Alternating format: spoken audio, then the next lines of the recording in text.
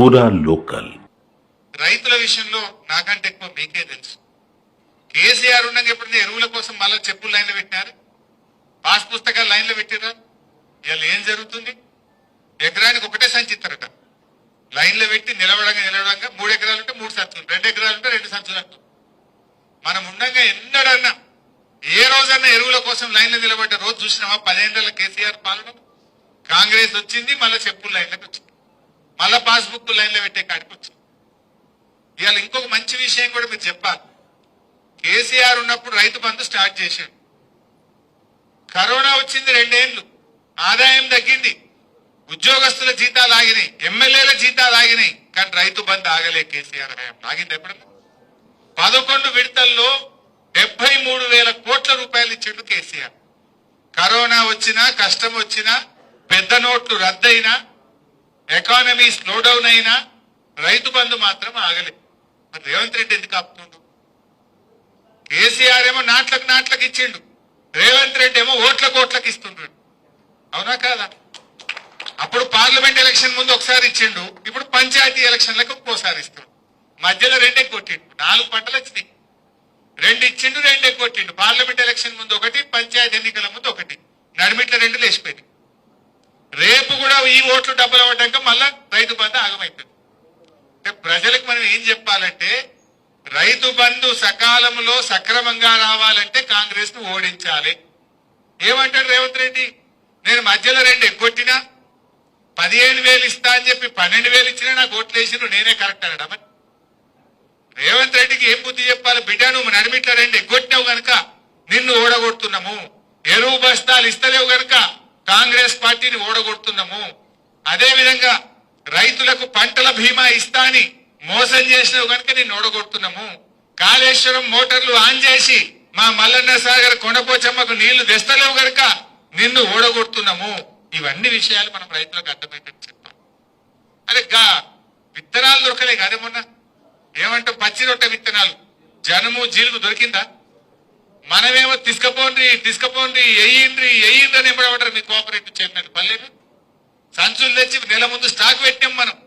ఇప్పుడు అరే పచ్చి రొట్టె విత్తనాలు కావాలంటే ధర పెంచిండ్రు, విత్తనం దొరకదు. ఇంత శాతగాని కాంగ్రెస్ లో విత్తనాలు సరఫరా చేయలేరు, ఎరువులియే శాత కాదు, పంటల బీమా అని మోసం చేస్తుంది, రైతు బంధు 2 సార్లు ఎగ్గొట్టిరి, రైతు బీమాకు 6 నెలలు పైసలు గట్టక అట్లాగం పట్టిత్తిరి, నీళ్లు ఇవ్వమంటే నీళ్లు ఇయ్యే శాత కాదు, కరెంటు చూస్తే మోటార్లు కాలుతున్నాయి, గంటకు ట్రిప్ అవుతున్నది. ఏం చేసిండ్రు రైతులకు? మీరు ఒక్కసారి ఆలోచించారు. మనం ఉండగా ఎన్ని గోడౌన్లు కట్టి, ప్రతి మండలానికి ఒక గోడౌన్ కట్టలే, ఎరువులు తెచ్చి స్టాక్ పెట్టలే. మరి ఇలా రైతులు ఎందుకు కాంగ్రెస్ పార్టీకి ఓటేయాలని నేను అడుగుతున్నా. రైతు బంధు ఎగ్గొట్టినందుక, పంటల బీమా ఎగ్గొట్టినందుక, రైతు బీమాకు ప్రీమియం చెల్లించినందుక, జనుము జీలుగు విత్తనాలు ఇవ్వ చేతగానందుక, ఎరువులు అందించినందుక, నీళ్లు ఇవ్వనందుక, మోటార్లు కాలినందుక ఎందుకు వేయాలి కాంగ్రెస్ పార్టీకి ఓటు అని నేను అడుగుతా ఉన్నా. ఇది మీరు చర్చ పెట్టాలి దయచేసి. రైతులు కలిసిన కాడ ఇప్పుడు నేను చెప్పిన దాంట్లో ఒకటన్నా అబద్ధం ఉందా? కేసీఆర్ ఉండగా మోటార్లు కాలకపో. మీరు ఊర్లలో చూడండి, మోటార్ వైండింగ్ దుకాణాలు మళ్ళీ చాలేని. దుకాణమైన ఒక టీఆర్ఎస్ కార్యకర్తున్నాడు, మనోడే నాకు చెప్తుండు, అన్న అప్పుడైతే గిరాకీ లేదు, కిరాయి కూడా వెళ్ళకపోవు, ఇప్పుడు ఫుల్ అన్న అంటుడు. ఈ కాంగ్రెస్ వచ్చినాక ఎవడన్నా బాగుపడ్డాడు అంటే ఒక కరెంట్ మోటార్ వైండింగ్ దుకాణంలో ఒక్కడు బాగుపడ్డాడు. ఎవరికి గిరాకీ లేదు. నేను గజ్వేల రాగా చూసుకుంటూ వచ్చినప్పుడు 100 టూలెట్ బోర్డులు ఉన్నాయి.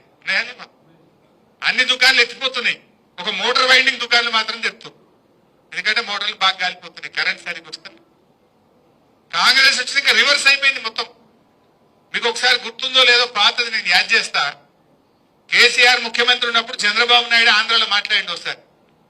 అరే ఒకప్పుడు ఆంధ్రలో ఎకరం అమ్మితే తెలంగాణలో 10 ఎకరాలు వచ్చు, కానీ 10 ఏళ్లలో కేసీఆర్ ముఖ్యమంత్రి అయినాక ఇప్పుడు తెలంగాణలో ఎకరం అమ్మితే ఆంధ్రలో 10 ఎకరాలు వస్తుంది అని ఎవరన్నారు? చూసిండ్రా మీరందరూ? ఇప్పుడు రేవంత్ రెడ్డి వచ్చి 2 ఏళ్లు కాలే, సీన్ రివర్స్ అయింది. అయిందాకా లేదా? మొన్న నేను సిద్దిపేట పోయినా, గంగాపూర్ అని చిన్నకోడూరు మండలం గంగాపూర్ ఊరికి పోయినా. ఒక మన కార్యకర్త చనిపోతే మాట్లాడించడానికి పోయినా. కొద్దిసేపు మాట్లాడినాక కూర్చున్నా. ఏం సంగతి అన్నాక ఎరువులు ఈ బాధలన్నీ చెప్పుకుంటా, ఎవడైనా లగ్గం ఉండి అమ్ముకుందామంటే భూమి అంతలేదు సార్.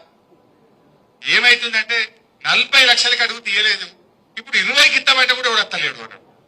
అంటే ఇప్పుడు ఏమైంది? సీన్ రివర్స్ అయింది. ఆడ చంద్రబాబు నాయుడు అయింది, ఈడ రేవంత్ రెడ్డి అయింది. ఇప్పుడు ఏమైతుంది? ఇప్పుడు మళ్ళా ఆంధ్రలో ఎకరం అంతా తెలంగాణలో 2 ఎకరాలు వస్తుంది. అయిందా లేదా? గజ్వేల్లో మీ అందరికి అనుభవమే ఉంటుంది. రేట్లు తగ్గినాయా పెరిగినాయా? ఎంత తగ్గినాయి? సగానికి సగమైంది. ఇంకా 2 ఏళ్ళు ఉంటే ఇంకేమవుతుందో. దోసాల్లో సగమైంది. ఈ రేవంత్ రెడ్డి ఇంకో ఏడాది 2 ఏళ్ళు ఉంటే ఇంకెంత తగ్గుతుంది? బేరాలు బంధు, కార్లు గుంజుకపోతుర్రు, మోటార్ సైకిళ్లకు ఇన్స్టాల్మెంట్లు లేవు, దుకాన్లు బంద్ అయిపోయినాయి, డీజిల్ కు పైసలు లేవు, బేరాలు లేవు, కొత్తగా ఇల్లు కట్టేవాడు లేడు, ప్లాట్ కొనేటోడు లేడు. ఎవడన్నా అవసరం పడి భూమి అమ్ముకుందామంటే కొనే దిక్కు లేదు. నిజమేనా? ఇది రేవంత్ రెడ్డి పాలన పుణ్యం.